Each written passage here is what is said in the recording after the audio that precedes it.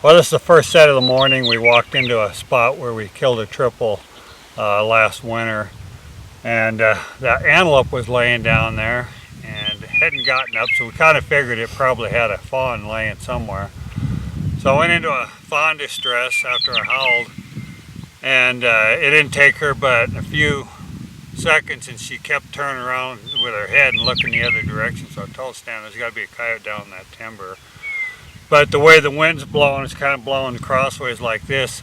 I assumed as far to the left as she was looking, that coyote was probably going to get around us and we wouldn't ever see it. But she just kept looking over there and watching, so I kept glassing, and then pretty quick it popped out. So I didn't get a lot of video of her because my camera didn't come right on when it was supposed to. And so anyway, first coyote of the day. We're killing a few here the last couple of days, but I think we kind of dialed in what they're responding to now. So hopefully today we can put a few more on the ground. This is a spot where we've killed numerous coyotes. So we had a pretty good feeling there'd be a coyote in here somewhere, but it was pretty warm, probably midday. And it was about 25 minutes into this call. I had throwing about everything out there I could think of at him, and finally this coyote shows up. This coyote come cruising in really fast, so I shut the e-collar off when he was at about 100 yards to get him slowed down.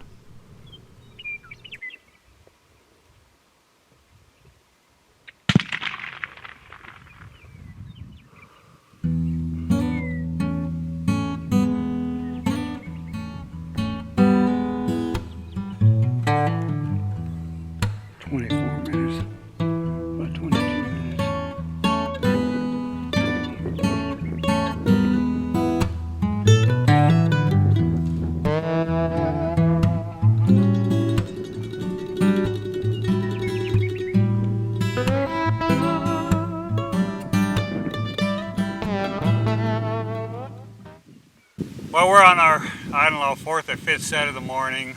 Been grinding pretty hard. We shot that first one first off, first set. This one here, I think we're at about 24 to 25 minutes when it finally showed up. I'm doing some fawn distress and just having to get aggressive toward the end of my sets and tick them off, and that's finally what happened to this one. He finally got mad enough that he comes smoking in. He'd been sitting out there the whole time listening to everything, but it just had to get just the right thing to make him mad and get him up here. So mixed fawn with some coyote vocals, just really aggressive. But anyway, this is the second one for today. It's another male. The fawns are hitting the ground, and they're keying in on the fawns for sure. So we're gonna get going, go get another one. Man, if you don't think these fawns aren't coyote bait, look at that.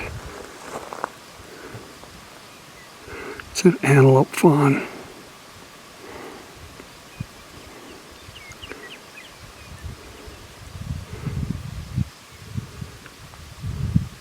That's pretty cool.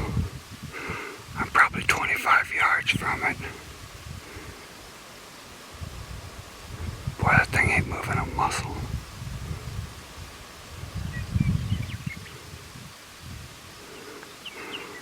Mama went over the hill. She was snorting and carrying on.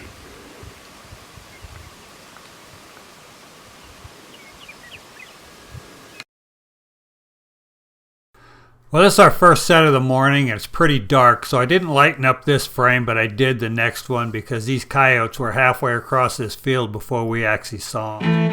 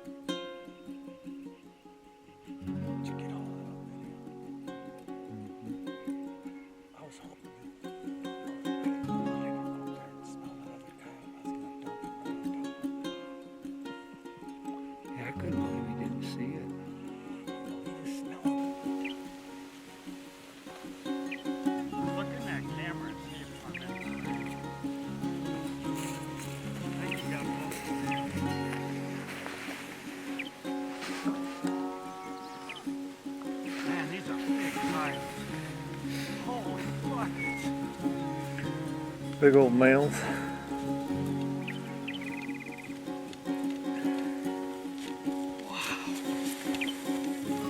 Holy cow!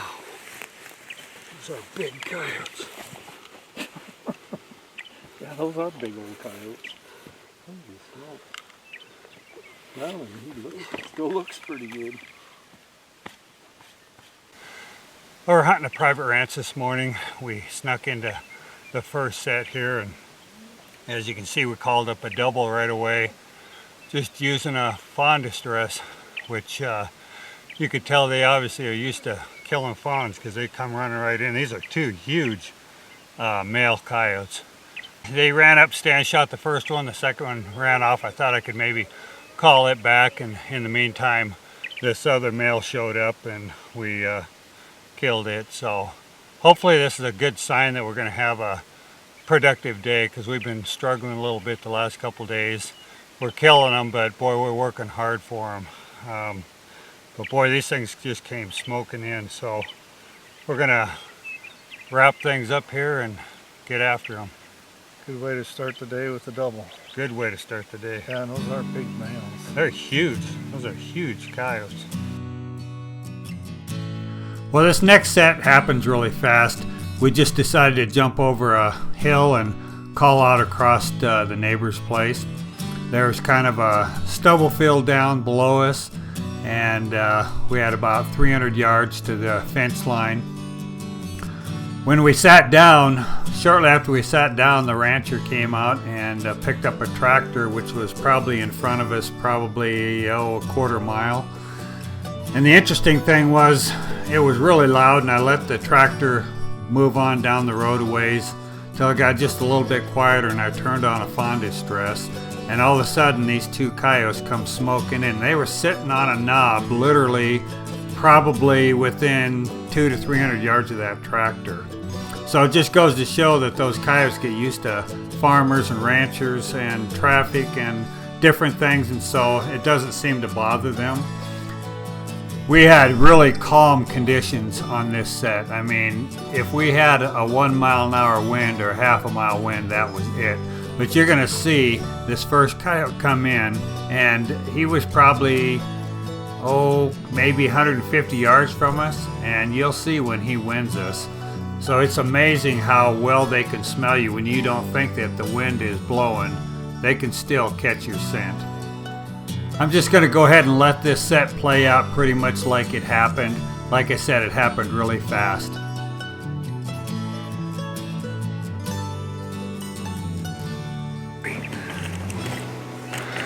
I'm just gonna let him up into here. Yeah, I gotta get my blind lights. Shoot. There he is right there. I see him there. Or is there more than one? I think there's two. I'm probably gonna take him right in that clearing there. Now there's two. I see him coming. Man, I can't see one. Darn it.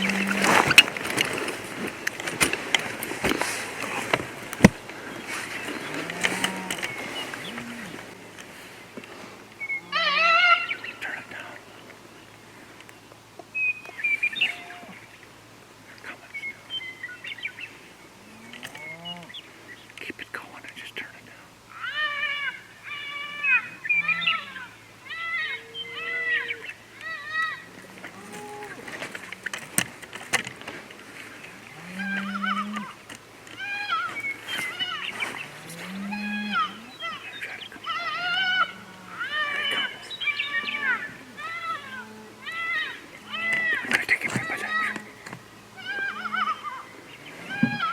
Oh, I just smelled us. You smelled us. Try for the second one. Might get him on the flat there. The other one's out there. I don't see the other one. I don't either. That one's still right there by the tree. Wow, he's going down now. He's coming down. He's coming this way.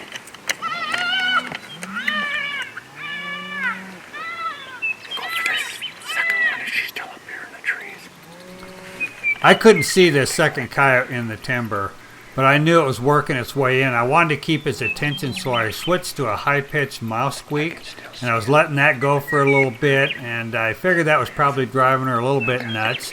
I couldn't hardly hear it, but I knew she could, and then I switched to another mouse squeak to kind of keep her interested. I didn't want her getting up high where that other one had to get our scent, so it was just enough to hold her in that timber, but I couldn't see her.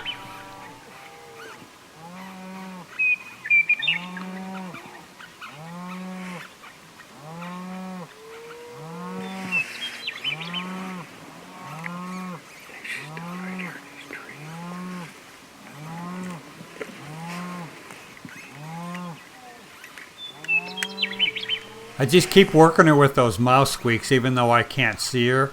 I just know she's in there and it's holding her, so that's good. She's to the right side of the timber, kind of behind some trees there. She's just kind of slowly working her way down in there.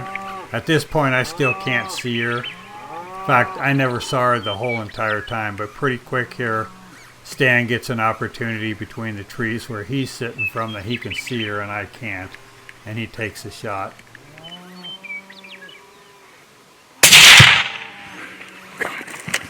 Sorry, that's the story I had to take him.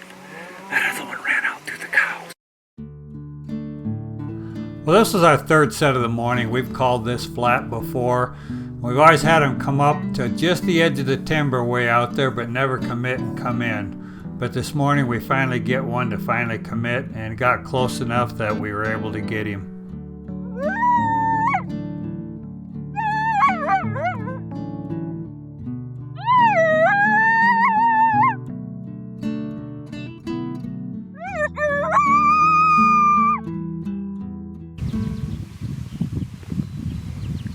I got him. But I couldn't get too far.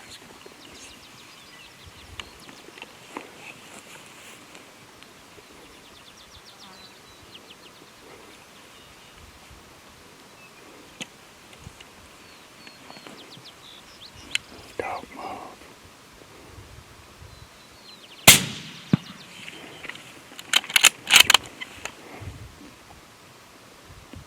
It's not.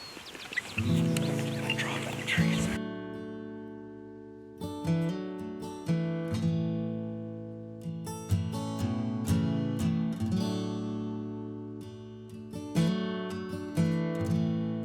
We spent about 4.5 days on this trip hunting coyotes. We didn't get all the hunts on film. I put the camera down the last morning because I wanted to shoot one with my rifle. We ended up killing 3 the last morning. It was pretty cool that morning and they were really reacting well to the fawn distress. We like to do our part to try to help out the fawn population. We also like to help the ranchers. I've got one rancher friend that figured they lost 10 to 15% of their calves this year to coyotes because of the big storm. They're just hard on a lot of the wildlife and really hard on the calves during calving season. Well, I hope you enjoyed this video and I hope you maybe learned a trick or two of some of the ways I try to call these coyotes in. Doesn't always work and I don't claim to be a professional, but we sure do have a lot of fun calling these coyotes in and killing them.